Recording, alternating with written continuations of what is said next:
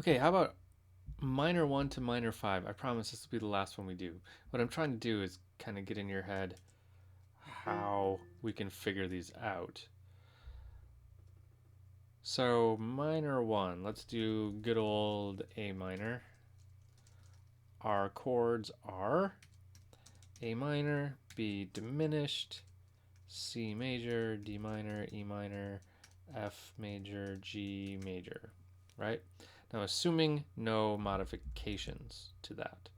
So we don't have a raised leading tone or anything like that. Now let's go to minor 5. So E minor. So E minor is going to be E minor, F sharp diminished, G major, A minor, B minor, C major, D major. Okay, so minor 1 to minor 5. What do we have in common? Let's see, A minor. So we're going to have A minor and E minor in common. Most of the time, you're going to have the tonic of each key in common, unless you're doing something really strange. So A minor, B diminished, nope. C major is in common. D minor is not in common. E minor is in common. F is not in common. G major is in common. So we have 1, 2, 3,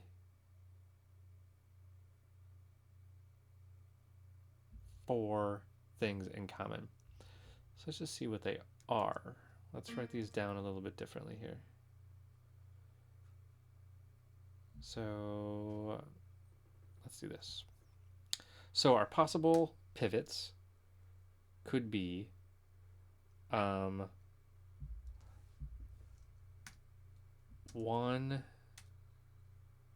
2, let's see, how should I do this? Let's do it like that.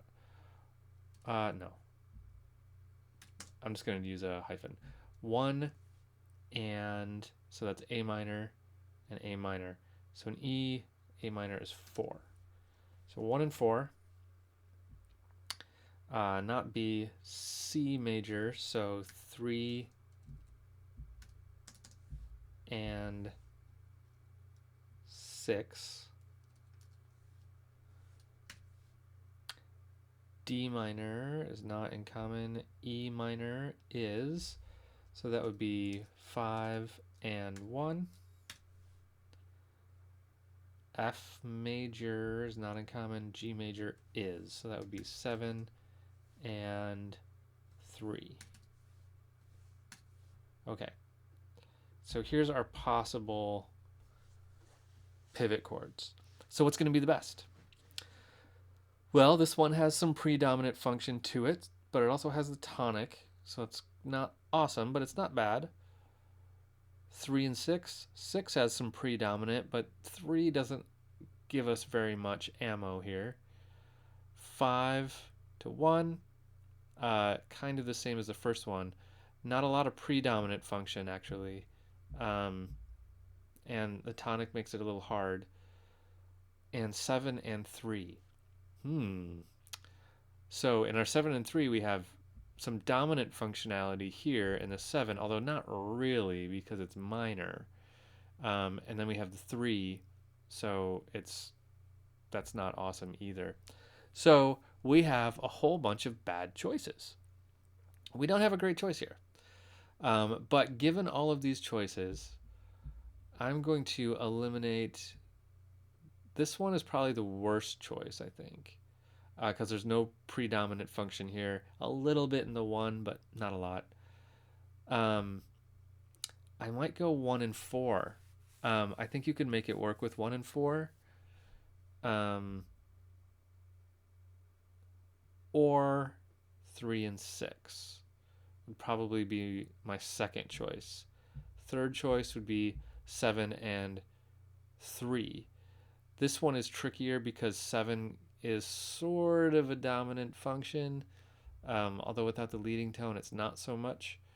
Um, but at least in the 3 to 6, we have some dominant function here, so we can make that really kind of feel like dominant, especially, or predominant, I should say, especially since the predominant is in the destination.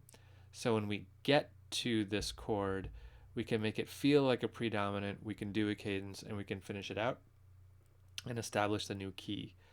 So I'd probably go with one of the top two. Both of those I think could work okay.